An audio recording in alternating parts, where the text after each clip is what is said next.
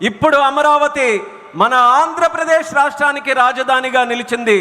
ఇది కేవలం యాదృచ్ఛికం కాదు, ఇది స్వర్ణ ఆంధ్రప్రదేశ్ రాష్ట్ర నిర్మాణానికి శుభసూచకం అనేది తెలియజేస్తున్నాను. స్వర్ణాంధ్ర వికసిత భారతదేశ సంకల్పానికి బలమిస్తుంది.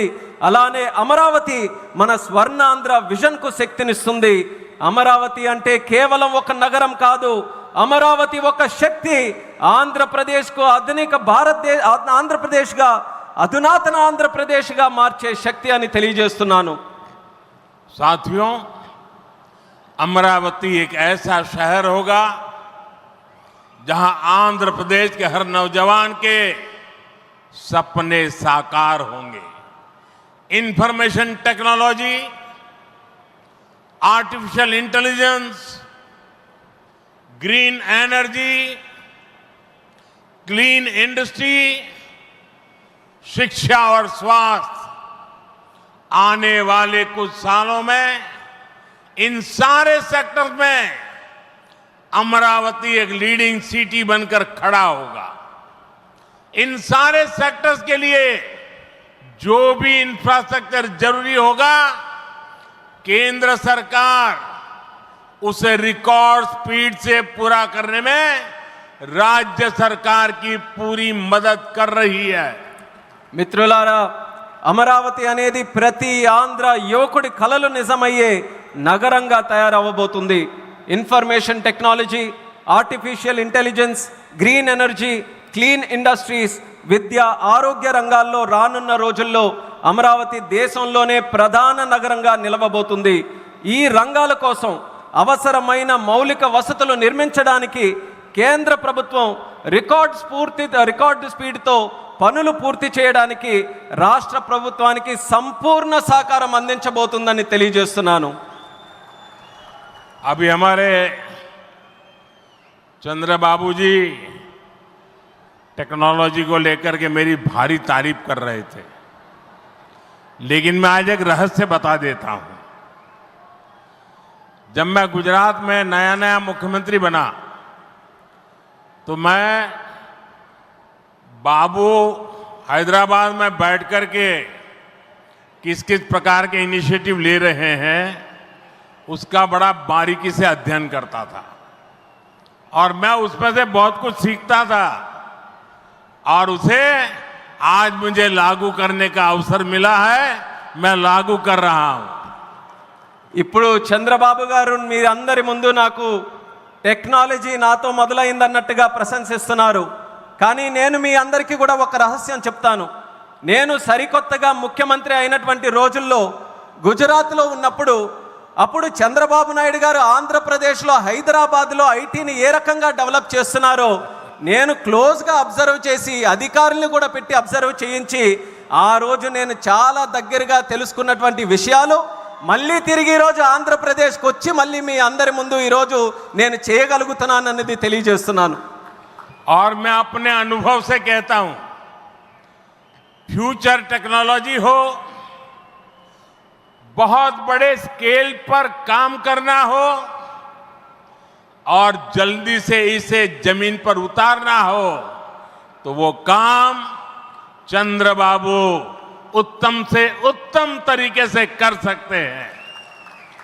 అలాగే నా అనుభవంతో చెప్తున్నాను, పెద్ద స్కేల్లో ప్రాజెక్టులు చేయాలన్నా, తొందరగా అవి పూర్తి చేయాలన్నా, మంచి క్వాలిటీతో అవన్నీ కూడా పూర్తి చేయాలన్నా దేశంలో చంద్రబాబు నాయుడు గారి కంటే దాంట్లో మిన్న మరెవ్వరూ కూడా లేరు అనేది ఈ సభాముఖంగా తెలియజేస్తున్నాను.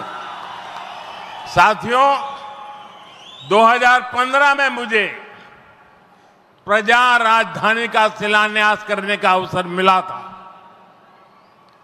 बीते सालों में केंद्र सरकार ने हर प्रकार से अमरावती के लिए मदद दी है.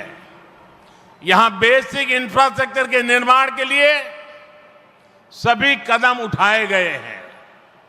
अब चंद्रबाबू गारू के नेतृत्व में राज्य सरकार बनने के बाद सारे ग्रह जो लगे थे अब हट गए हैं. यहां विकास कार्यों में तेजी आ गई है. हाई कोर्ट, विधानसभा, सेक्रेटेरिएट, राजभवन, ऐसी कई जरूरी बिल्डिंग बनाने के कामों को भी प्राथमिकता दी जा रही है। మిత్రులారా 2015లో ప్రజల రాజధానిగా అమరావతికి నేను శంకుస్థాపన చేశాను. గత 10 ఏళ్లలో కేంద్ర ప్రభుత్వం అమరావతికి అన్ని రకాలుగా మద్దతుగా నిలిచింది. ఇక్కడ మౌలిక వసతుల నిర్మాణానికి అవసరమైన ప్రతి అడుగు కూడా వేసింది. ఇప్పుడు చంద్రబాబు నాయుడు గారి నాయకత్వంలో ప్రభుత్వం ఏర్పడిన తర్వాత అభివృద్ధి మరింత వేగంతో ముందుకు వెళ్తుంది. ఇక్కడ హైకోర్టు, అసెంబ్లీ, సచివాలయం, రాజ్భవన్ వంటి అవసరమైన నిర్మాణాలకు ప్రస్తుతం ప్రాధాన్యత ఇస్తుంది. साथियों, एनटीआर गारू ने विकसित आंध्र प्रदेश का सपना देखा था। हमें मिलकर अमरावती को, आंध्र प्रदेश को विकसित भारत का ग्रोथ इंजन बनाना है। हमें एनटीआर गारू का सपना पूरा करना है। चंद्रबाबू गारू, ब्रदर पवन कल्याण, इदी मनमू చెయ్యాలి, ఇది మనమే చెయ్యాలి. మిత్రులారా, ఎన్టీఆర్ గారు వికసిత్ ఆంధ్రప్రదేశ్ కోసం కల కన్నారు. మనమందరం కలిసి అమరావతి మరియు ఆంధ్రప్రదేశ్ని వికసిత భారతదేశానికి గ్రోత్ ఇంజన్గా తయారు చేయాలి. మనం ఎన్టీఆర్ గారి కలల్ని నిజం చేయాలి. నారా చంద్రబాబు నాయుడు గారు, అలాగే సోదరులు పవన్ కళ్యాణ్ గారు, ఇది మనం చేయాలి, ఇది మనమే చేయాలి. साथियों, बीते 10 सालों में भारत ने देश में फिजिकल, डिजिटल और सोशल इंफ्रास्ट्रक्चर पर विशेष बल दिया है।